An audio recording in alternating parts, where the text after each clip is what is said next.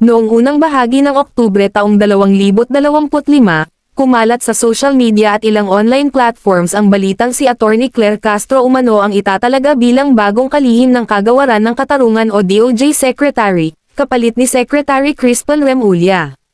Dahil dito, naging usap-usapan ang naturang abogado at dating television personality. Gayunman, agad itong pinabulaanan ni Attorney Castro sa isang pahayag sa media. Ayon sa kanya, walang katotohanan ang mga lumalabas na ulat at hindi siya nakatatanggap ng anumang alok o abiso mula sa Malacanang ukol sa nasabing posisyon. Si Attorney Claire Castro ay kasalukuyang Undersecretary ng Presidential Communications Office, PCO, at nagsisilbing press officer ng Malacanang mula pa noong Pebrero taong 2025.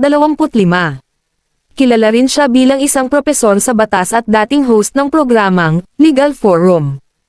Ayon kay Castro, patuloy niyang ginagampanan ang kanyang tungkulin sa PCO at nakatuon siya sa pagbibigay ng tamang impormasyon sa publiko. Nilinaw rin ng palasyo na walang opisyal na anunsyo hinggil sa anumang pagbabago sa pamunuan ng DOJ.